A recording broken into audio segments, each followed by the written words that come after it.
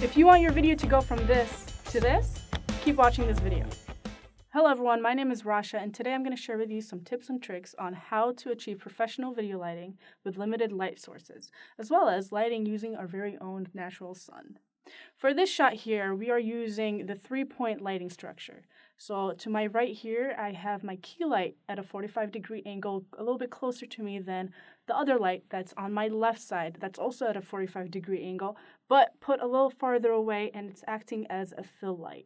So any direct light coming onto me is going to flood a little of shadow on the left side of my face. The fill light here is used to fill that side of it so it's not dark or filled with shadows.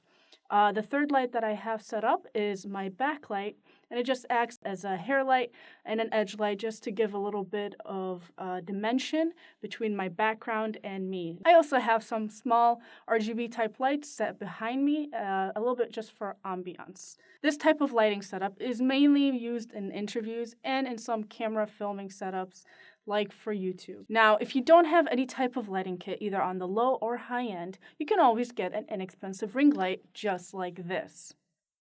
The ring light round shapes here allows it to illuminate the light with a little shadow.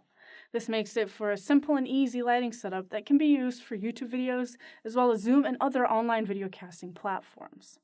Now, if you don't have access to any form of light, even a ring light, we can turn to the sun, our natural light outside. Whether you have a small window at home, or if you're filming outdoors, this next part of the video will apply to you. For this demonstration, we are going to be using the teen space in the library. It has an entire wall of windows that brings in a good amount of daylight for us to play with. We're going to be using two equipment that you're going to DIY yourself. You can find these items around the house or just get them from the store at a very low price. One of the items is called a white bounce or white bounce board. The white bounce basically gives you a neutral reflected light that is softer than the light coming in. We would want to place it on the side of our talent or behind them to create a backlight from the sunlight coming in. The other thing that we will be using is called a reflector. This reflects sunlight equally as bright as the light source being reflected. As you can see, the only thing we really need to do to make the reflector is get any type of board, even one of those like whiteboards used for school, and cover it with some aluminum foil that you can find in your kitchen or at a grocery store. Some of the things to note is, one, you don't want your subject standing too close to the wall, as that will create shadows. As you can see here, the more our subject walks forward and away from the wall, the less of a splash of shadows is on there.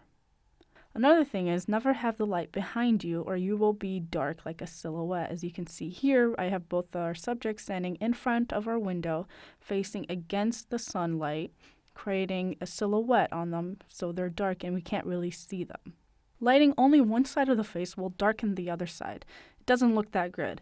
The shadow is flushed on that other side, and this is common when using window light.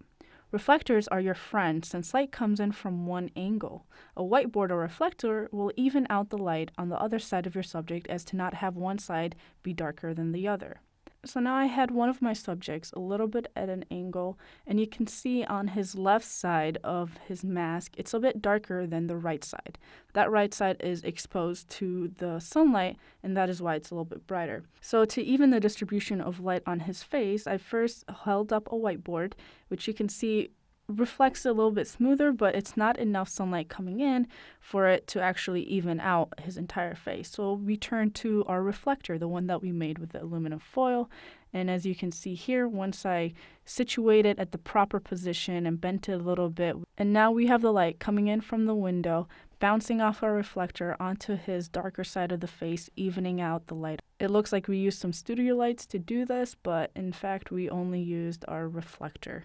So on a day like this, when the skies were kind of cloudy and there wasn't too much directional light, we got enough even lighting to fill our subject's entire profile and face that we didn't even need to use any of the DIY equipment that we made. So there are times when the lighting is perfect, that you don't need anything, and these conditions are quite favorable as it makes it easier for lighting our subject. Thank you guys for tuning into this video, and I hope you learned on how to do DIY video lighting.